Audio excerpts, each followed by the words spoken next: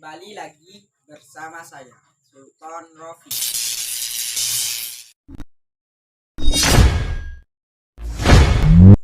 Perkenalkan, nama saya Sultan Rofi. Saya dari kelas 10C SMA Nazatul. Kali ini saya akan membahas tentang sumber daya alam yang dapat diperbaharui di lingkungan kita. Langsung saja ke pembahasannya. Sumber daya alam yang dapat diperbaharui itu terdapat 5.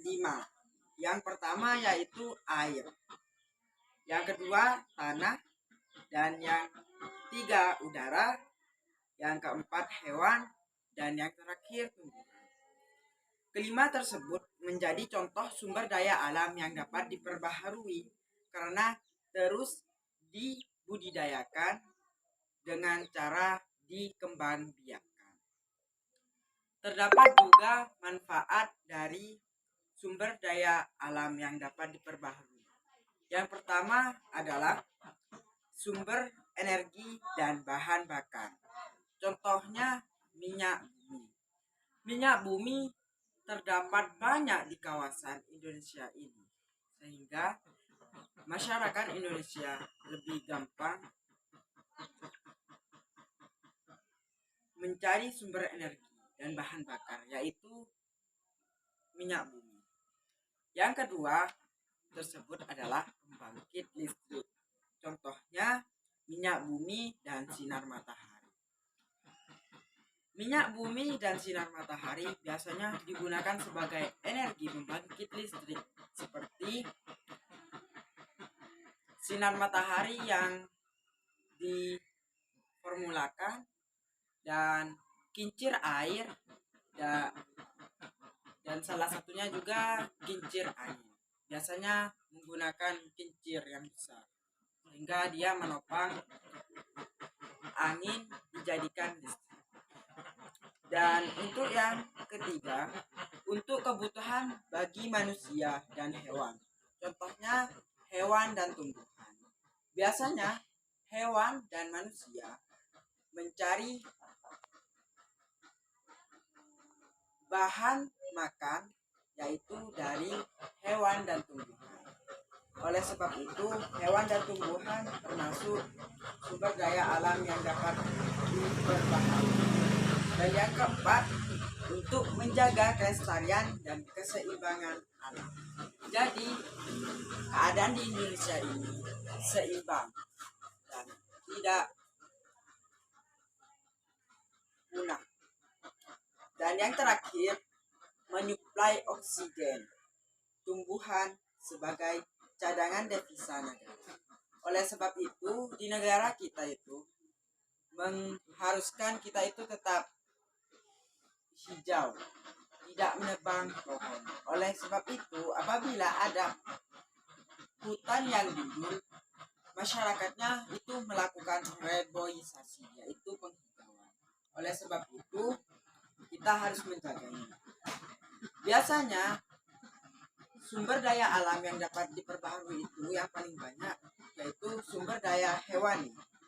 Digunakan sebagai sumber daya pangan dan memenuhi kebutuhan sehari-hari manusia. Maksudnya dibuat sebagai bahan pangan untuk dimakan oleh para manusia dan dikembangbiakkan atau dilestarikan. Daging hewan memberikan sumber protein yang sangat baik bagi manusia. Selain itu, hasil dari produksi seperti susu dan madu. Jadi, kali ini saya akan mengambil tema hewan itu.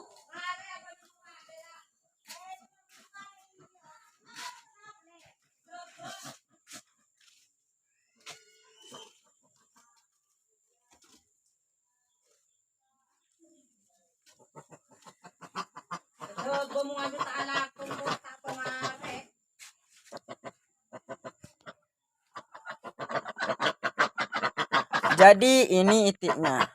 Langsung saja saya akan menyebut. Itik merupakan unggas ataupun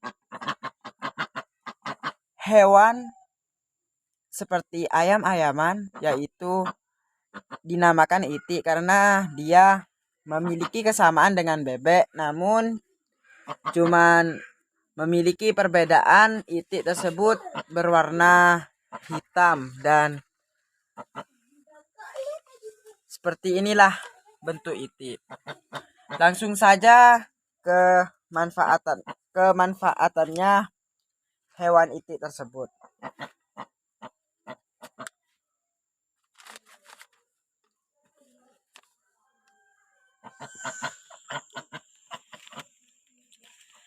Jadi, daging itik mempunyai rasa yang lezat dan enak. Harga daging itik juga lebih terjangkau dari harga unggas lainnya. Daging itik diyakini oleh sebagian besar masyarakat sangat baik untuk kesehatan tubuh manusia. Mengapa sangat baik? Karena mengandung protein yang tinggi. Oleh sebab itu, daging itik sangat diminati di negara ini. Salah satunya saya juga meminatinya. Yang kedua yaitu telur itik. Kalian tahu kan telur itik? Telur itik sangat diminati oleh masyarakat Indonesia. Karena apa? Karena ini mengandung protein yang sangat tinggi dan banyak diperdagangkan di pasar, baik dalam bentuk segar maupun telah diasinkan. Jadi telur itik ini sering pula sama orang diasinkan dengan cara dikepal dengan batu bata merah. Jadi ini bisa diasinkan dengan cara dikepal dengan batu bata merah. Telur itik diyakini sangat baik untuk kesehatan karena mengandung protein yang sangat tinggi. Dan yang ketiga yaitu bulu itik. Bulu itik sering juga digunakan sebagai mengisi bantal atau hiasan dan membuat kerajinan. Jadi biasanya di dalam bantal itu terdapat sebuah bulu itik yang sudah bersih. Jadi bulu itik itu yang empuk itu dimasukkan ke dalam bantal, dibuat pengisi bantal agar bantal tersebut menjadi empuk. Lanjut yang keempat yaitu kotoran itik.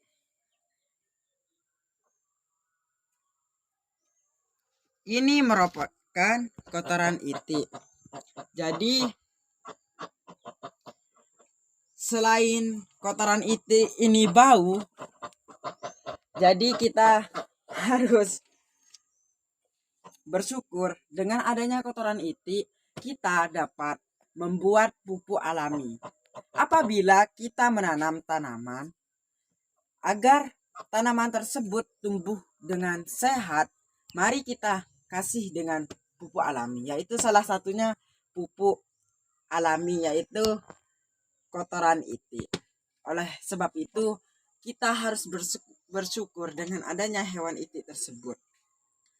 Dan yang kelima, untuk menambah penghasilan bagi yang menernak itik tersebut atau memelihara itik sebagai pedaging ataupun sebagai petelur yang hasilnya bisa dijual ke pasaran untuk menjadi penghasilan bagi si peternak tersebut. Demikian sedikit penjelasan dari saya tentang manfaat dan keuntungan beternak atau memelihara itik yang saya ketahui. Semoga bisa menambah sedikit pengetahuan teman-teman tentang manfaat yang keuntungan memelihara itik. Sekian dari saya. Apabila ada kata-kata yang kurang, mohon dimaafkan. Assalamualaikum warahmatullahi wabarakatuh.